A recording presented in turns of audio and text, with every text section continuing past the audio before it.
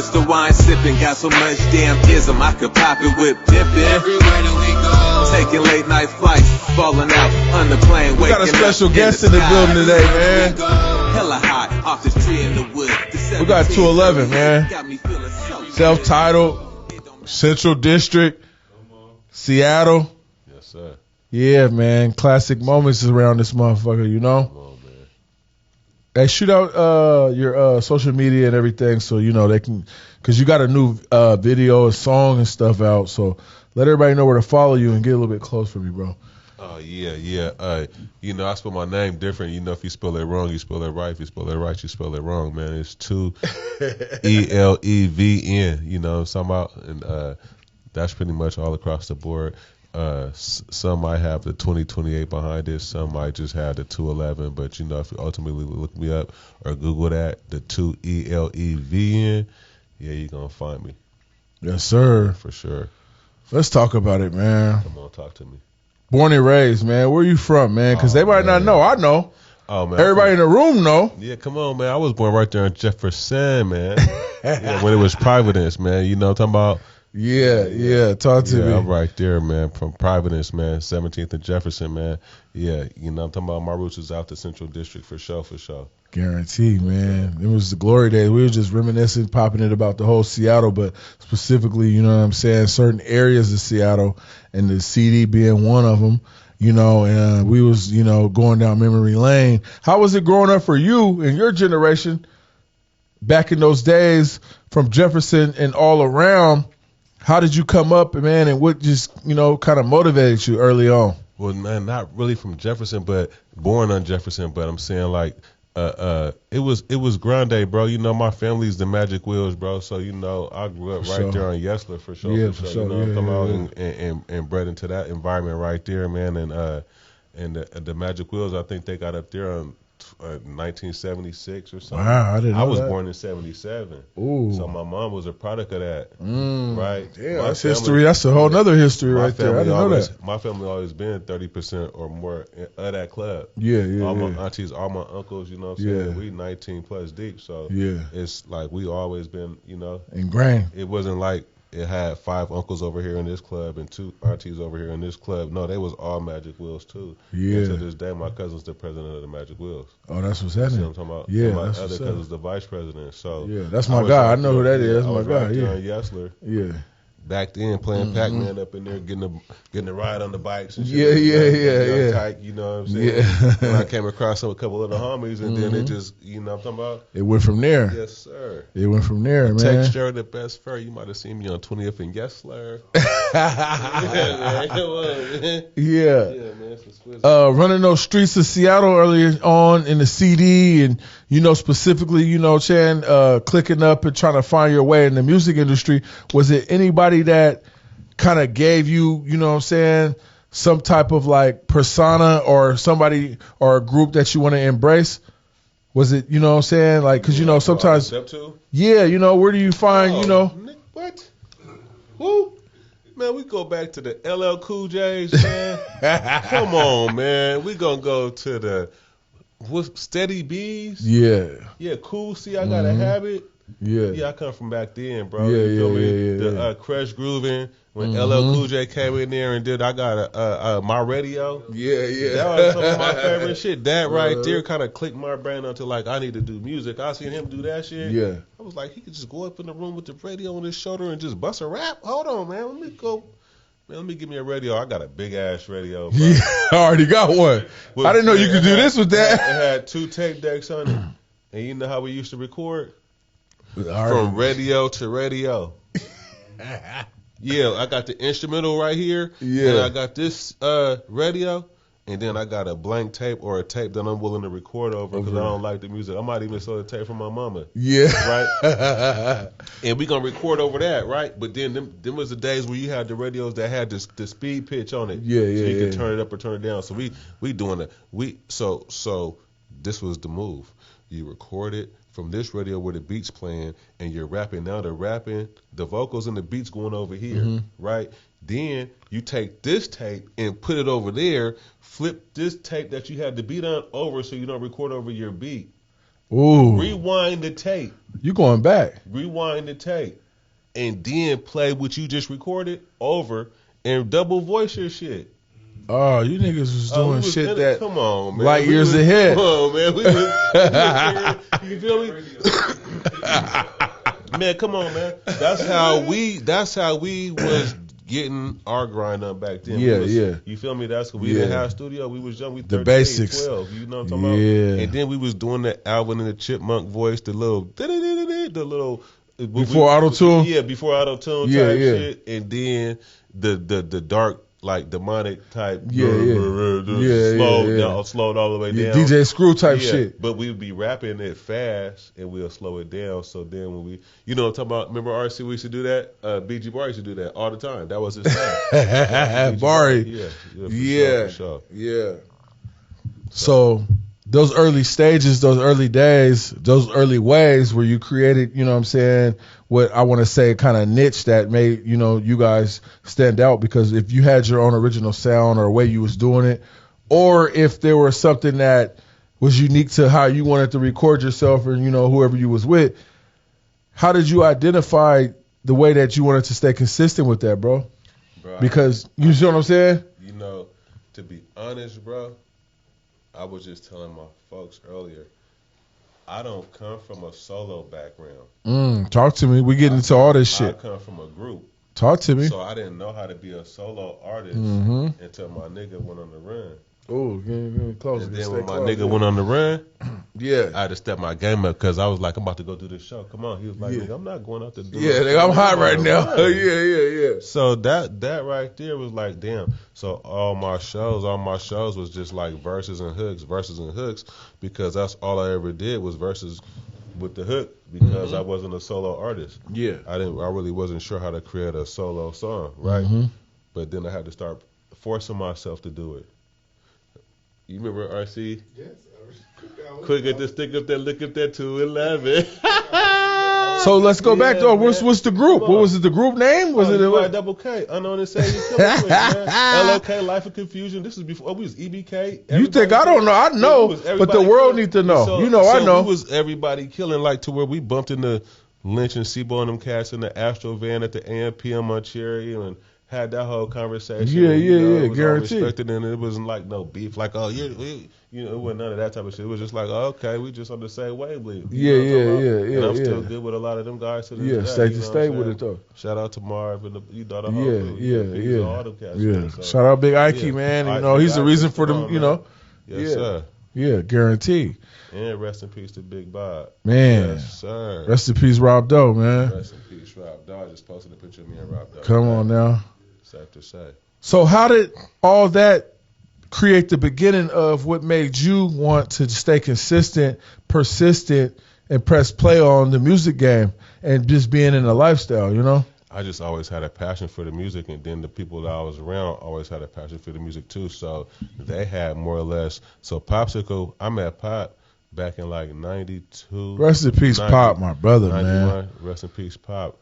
I learned a lot from that brother, but I met him back then, and he had a studio since he was 8. So he always had a studio. Yeah. Right? So when he was able to just, I'm going to just bring the studio to your house.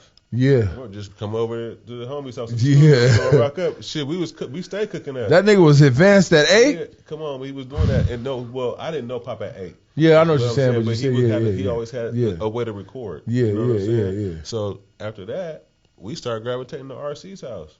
Man. We started gravitating to RC's house back in the early shootouts, all kind of shit. Underway to RC, leaving RC, going there, not leaving. Yeah. He tried to we got to spend the night. We got to spend the night. This type of shit, right? They met the niggas' parents and everything. Yeah. Hey, they need a plate down there. Met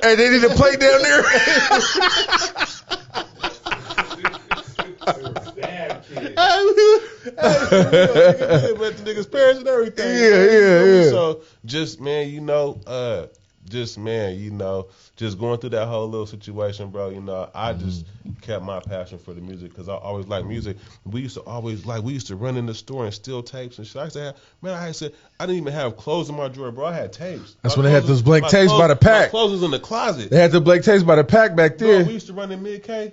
Me and my guy. Bro, listen, bro, we used to tear them up. Oh, they had all the bootleg tapes. It was like 13. He was like, we about to go hit Mid-K. They got a whole bunch of tapes, right? So we go over to Mid-K and we go buy some S-Krill activator because we always needed the S-Krill activator. And then we acted like we forgot something. Oh, double back. And then we go back through the aisles again. And then my guy just grabbed a whole box of tapes off the shelf, just like a little box like this, full of a bunch of bootleg tapes. He just grab it. Yeah. And then I'm acting like I'm leaving out the door at the time. So the door can be open. I'm already knowing. Yeah, I'm already knowing. I'm looking like, I don't know that nigga. Then I stayed in the 6002s, the Kingway. We had the door Jimmy. And sometimes we get over there and then somebody close came out the door and knocked the Jimmy out, so we had to run.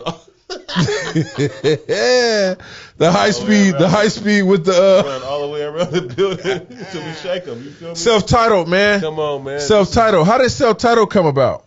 Oh man, shit. So, I had got locked up. Popsicle had met. Yeah. And then, and then I came out and they had some songs. And it was like, yeah, we EBK now. Oh, like, so before self-titled was EBK. Yeah, before self-titled, it was LLK, Life of Confusion. Then it was EBK, Everybody Killer. Then it was UIKK, Unknown Insanity Killing Clique. Yeah. Wait a minute. Boom, boom, boom. No, EBK was last. EBK was before self-titled. No, hold on. Let me get it right. Cause I remember Pop was rapping EBK around the time it was self-titled too, though. Hold on. EBK had my sister and my cousin and Sadandre and them guys in it. Miss Dank. It had them guys in it. Shout out Miss Dank too. UIKK was after EBK, and then we went from self-titled then we went to self-titled. Oh, okay. Yeah, then we went to self-titled. So self-titled was the final. But we were still kind of riding all that shit. Like all it was that in the raps, though. Believe that. We wasn't really repping was that Life of Confusion, the LLK. But the Unknown Insanity Killing Clique, it was different members, and the EBK was different members, right? Oh. So the Unknown Insanity Clique had my guy Barry from the South End, He's from Duce, but he's from the South End. Phillips. Yeah. So it had him. He was part of that. It had Depressed Loc, who was a part of that. My guy Mark. It had Trey 8, who was a part of the UIKK. Shout out Trey 8. But they wasn't part of EBK. Yeah, okay. So as this transition in different stages, different members, so it was different names, monikers and shit. And then once I got locked up in 93, 94, when I came home from not the work release, but the little from Blade, I was in Blade. Oh, good Blaze, old school. Blade. Come on, Blaze, old school. Blade, nigga. Hey, Dismo and Toe. Nerf. They had Blade, Nerf, and all type of wild Juvenile Nerf. But I was in Blade, my nigga. We when I got out of there, they was like, oh yeah, we didn't form self-titled and this and that, and then we rocked that up for a minute, and then Popsicle's uncle, Popsicle presented to Dave Beaver, Pointside Records. Pointside, yeah, and Dave felt it, and he took a liking to it, and that was like 95, 96. Yeah. And he cooked up from there. And unfortunately, when that released, I was locked up. I was in the penitentiary. Me and Popsicle both was in the penitentiary. Was you on any of those songs? Yeah. On the first album. Was that the official self-titled album where Rob Doe was looking in the sky? Yeah. Okay, I was making sure I'm not tripping. Wow. Classic, man. These are classic story. This history about this shit. Wow. So, if you don't mind me asking, how was that whole being a part of Pointside? Did that become something special? Or was it something that you learned from and you guys moved forward with that and felt that, you can navigate on your own? Man, we didn't have all the game at the time. Okay. So we couldn't have really did it without Dave in that particular moment. Yeah. Without him, it probably wouldn't have gravitated to nothing because we didn't have the recipe. Yeah. You know what I'm saying? He had all the spice. So we went ahead and took that route and got that experience. For sure. I wouldn't trade it for nothing in the world. I'd do it again if I had to, but Yeah. I know now, right, what I should have done then, right? And so that's just the difference. Hindsight. You see what I'm saying? Yeah, facts. Yeah, actually. Yeah. So, yes, sir. Was just the journey, just what I'm saying, looking back and just making, did you feel Point Side is the reason why self-titled got put on the map, or you felt that you guys could have did it on your own solo as a group? To keep it all united as a group, not solo, but keep you it know all what I mean. in district at the way the way we moved back then. I feel like we probably could have done it as you feel me, but we didn't have the revenue. Yeah, do it like that, that's right? what you're saying, You for see what I'm sure. saying? Yeah, we had a few niggas that was hustling and doing their thing. I'm fresh out the penitentiary. I ain't even got a bag right now. I'm trying to get it together, right? You trying to get back acclimated and shit. I'm trying to get my dress code right. Yeah, all the shit. Out of order a little bit. Yeah, for sure. So, but nevertheless though, man, it was a beautiful thing. You know what I'm saying? We done did some shit. Yeah. Feel me? How was traveling, under the Point Side moniker? Just the umbrella. I was just gonna say that. Oh, okay, 30-day tours and shit like Ooh. that. Did the name some big cities or some interesting memories and shit though. Kentucky, Indiana, Milwaukee, Arizona. We did the Summerfest. I think it was Hot 97 in Indiana or Indianapolis at the water park. It was like 1 million plus people, but you had Charlie Baltimore, you had Hung Jury, you had 803 Click, you had Nappy Roots, you had it was popping. Hot Boys, Cash Money. I think I said Cash Money, but you had a bunch of Cash Money, bro. Yeah. It was like Summer Jam here. Wow. It was 20 artists. Damn. You know what I'm saying? And That's we went on right before Cash Money. Oh yeah, so you that buzz, that whole crowd, that energy. 69 boys, us, Cash Money. Damn. You know what I'm saying? That would have been live right so there. That shit was lit. And then we went to Kentucky to do a show. I don't think we performed in Kentucky, but we bumped into Cash Money there. And so I ended up meeting Hot Boy Chili at that time. Oh, okay. You know what I'm saying? I don't know if you might have heard them talk about Hot Boy Chili on some of their records if you listen to their records. But yeah. So I met that cat and, man, we was just networking, bro. Yeah. Just, politicking and just getting it in, bro. You know what I'm talking about? We was all through the college campuses, Ohio, all through all the college campuses, bro. How did they take to some Seattle cats, man? The Seattle flavor. This how we served it. We're gonna sell you this CD for $10. If you don't like nothing on this CD, we get your money back. Yeah. Open it up right now. It's a brand new CD. Open it up right now and play it. And we give you our guarantee. If you don't like it, we get your money back. Yeah. On a 30-day tour, we got 2 CDs back. Ooh, yeah. How many was sold though?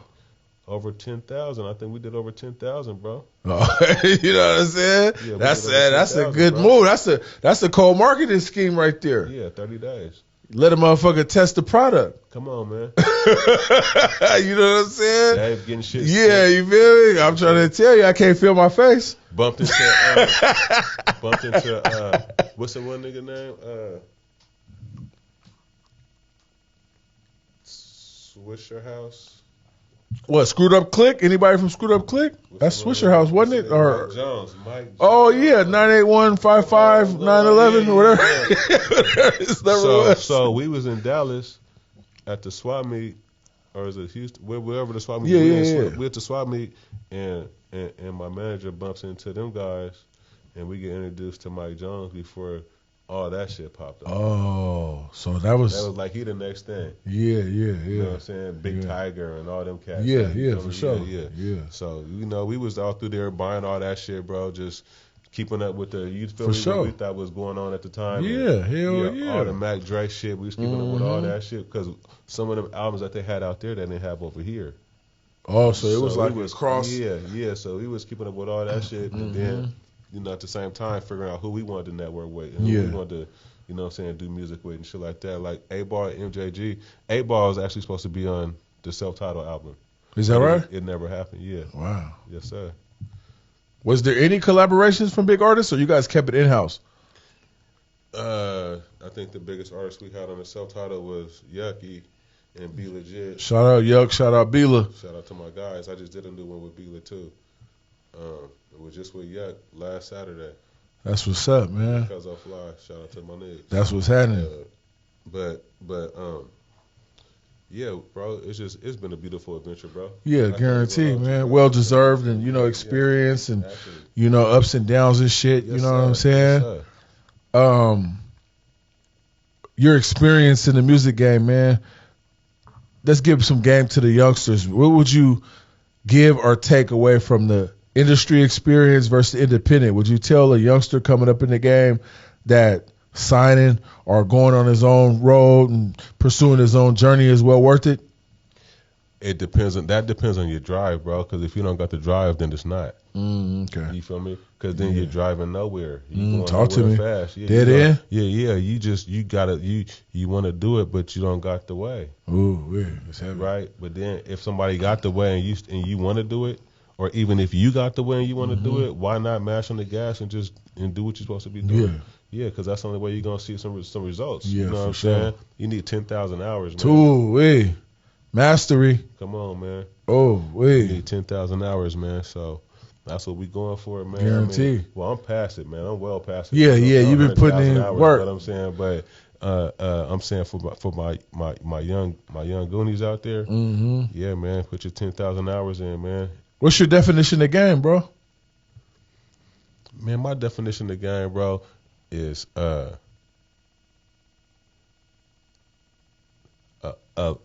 gonna say this. Survival. Talk to me. Survival. Man. You feel me? Survival, because you gotta know how to survive, man, in any situation, and you gotta know how to adapt, bro. You know what I'm talking about? And so if you put in a situation and you can manipulate the situation to your benefit, you got some game about yourself. Yeah. You know what I'm saying? You can be presented with anything. It You don't know matter. what I'm saying? Me and you didn't rehearse this interview.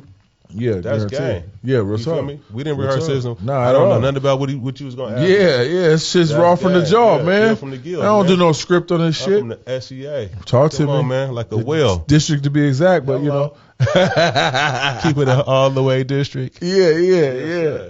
Guaranteed, man. What some of the new projects and shit you got working on right now? Man, I'm working on some shit with my guy 2Time10, man. Shout out to him. We got 2 projects already done, Shout out one on the 2Time10. market. And then at the same time, we working on my solo joint. I'm fucking with my guy Fat Black over here that I brought in. Shout out Fat Black, man. Yes, sir. Yeah. I got something with my guy AK over in the UK. Oh, what? But Okay. he from Uganda. Oh, you all around the world, bro. So we knocking out a project. Shit, I got my solo joint, another solo joint that I'm doing. So how many solos you got, nigga? I got hella shit, bro. You But I'm just saying, nigga got shit popping. Like I'm You doing stay something- working, bro. They don't I'm know, doing but you something stay working for my though. guy. I'm dropping one on 2Times label. I'm gonna drop one on this label. Oh, okay, yeah. And then, but I got my own shit that I'm doing. Yeah, too. doing your own shit, yeah. Yeah. So, guaranteed. so I got that, and then me and one of the young Goonies from the hood, we got a project. We like 8-9 songs in. So yeah, man, I'm just staying. So you've been in the game what, 20 plus? You think? Man, dude. I just want to know, man. Yeah, man. Some a dinosaur, man. Nah. A dinosaur and a connoisseur. Yeah. You feel me? Yes, sir. Yeah. Hey, but do you feel that? How is the response? You know what I'm saying, from early on, whenever you feel you want to go back to thinking about it and going up to this day and age, like how has the response been from the city, from the PNW, to be exact, Pacific Northwest, just on how relevant you've been staying and you've been moving around, you've been networking, you've been staying, consistent with doing what you do, you've been fucking with artists around the map, around the bubble, and it's been staying alive and you've been thriving, man. How does that feel personally, though? Because sometimes you got to look back and say, damn, a lot of motherfuckers got one-hit wonders. They fall off the map. They can't even put nothing out that nobody's going to respect. They can't even stay relevant to the times. Man, you know what's more important than being relevant? Talk to me. Being credible. Ooh. And I'd rather be a credible nigga than a relevant nigga. Ooh, wee. And so as long as I'm always credible and I'm putting some good music out, they're going to fuck with me, man. I appreciate them for fucking with me that way they fuck with me. Talk to me. You know what I'm saying? Because I don't get wrapped up in all the bullshit and the politics and all this shit that the flim-flam. Yeah, that shit just watered down. You know what I'm talking about? Yeah, that clout shit. So I just try to keep it organic. Ooh, wee. How do you mix and match family life and hustling and running around or whatever you're doing personally with just staying in the booth or writing? You know, what is your when you sit back and perfect your craft, do you write on your phone? Do you old school, you still in a tablet? No, I'm a punch-in guy right now. Oh, you punching in? Oh, you really ahead of your time then. You adapted to what's going on. Yeah. You spit about 5 bars and then stop and then what? I do 1, 2, whatever just comes in my head. I do 1, 2. So I need to get this shit out. If it's like if you just call me to do the 1, 2, 3, 4 punch, that's it. Yeah, and then if I can do a 4 or a 6, it just depends on how. Yeah, but I don't really have a particular. You don't force it either. Nah, I don't force it. That's what's happening. Yeah, I'm like, okay, this shit sound hot after this. Let me say this right now. Yep. But the formula is I got my own studio at the house, so I could do that shit at the house first on your own time. Put it together, but you're gonna knock it out. And you do know that. Yeah. And I already know. Keep it all the way. I already know. I've been to the steward, bro. A minute ago. Yeah. So I was trying to get the verse done before we left the house. He was like, he about to do it right now. I'm like, yeah. I was like, let me get the sheriff. Let me go. I'm about to knock something down real quick. I got about 6 bars in. It sounded good. I said, okay, I got the skeleton I add the meat when I get back. You know what I'm talking about? Ooh. Yes, sir. Mm-hmm. That's how we cook. How you feel about, you know what I'm saying, the music industry in Seattle right now? It's kind of cooking. You know, these youngsters is live. You know, the cast that's been in the game for a minute is, you know what I'm saying, kind of still mixing and matching, whether they're on the same songs or in the same crowds and shit. Motherfuckers is shaking and moving, man. How you feel about, you know, what's going on around here? Man, I think we got more momentum than we've ever had, for sure. Talk to me. But we gotta take advantage of that too, though. You know what I'm saying? Like we gotta still come together. Like we've been talking about it, and we're just gonna keep talking about it. You know what I'm talking about? But when it actually happened, that's when they gonna see the shit really pop off, and because Seattle could be a breeding ground for music. I'm trying to tell you, just like New York, just like California, just like down south. You know what I'm saying? The Midwest. Seattle could be that same breeding ground for music too, because we got enough of that shit right here too. Yeah. Why you think it take them so long for them to believe in us though? It ain't even that. It's we got to believe in ourselves. Man. You know what I'm First saying? order of business. First order of business right there. If I believe I can sit down with you and do something, that's the key to some shit right there. Yeah. But as soon as I get to looking at you like an op or an enemy, or like you trying to hate her, or like you trying to get me out the way or something, exactly. And that could be a whole wrong perception, right? But people don't sit down and have them conversations, and hold accountability conversations about, bro, why was you doing this, and why was you looking at me like that? And why was you counting my money? And exactly. For real. You had them accountability conversations, and then you can get to the bottom of shit. You can keep it mobbing, but niggas don't do that. You think it's an inferiority complex? Like motherfuckers are insecure about being around real men? Niggas wasn't raised by real men. Ooh. The prison industrial complex moves a lot of niggas out the way. Yes, sir. Wow. Actually. So, with that being said, was it something that lacked in the music game at that time where they were taking a lot of the men up out the streets? No. That when you, at your generation, did you feel that like, fuck, you know what? We're out here doing music, and we're out here. This could be a lot of more people that can build this brand, that can build this industry, you know what I'm saying, in Seattle. Everything starts from the house, bro. Talk to me. Everything starts from the house. Talk to me, man. If you don't got no structure at home, you ain't going to have no structure outside of that. Yeah. You know what I'm saying? And if you tie structure later on in life, who's to say that it's going to be this type of structure that you need? Facts. Because you wasn't taught the structure that you needed. You know what I'm saying? So I believe that. I believe that 100. At the end of the day, it's going to be night. Yeah. You ain't lying. You feel me? Last question, man. Yes, you know, sir. Since you've been in the game for a minute, if you could look back on your younger self, young 2E, what would you tell your younger self, you know what I'm saying? Give some advice, give some good game, you know what I'm saying, to young 2E. I would tell myself,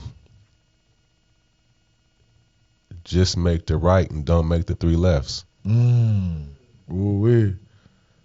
Even during the high speed?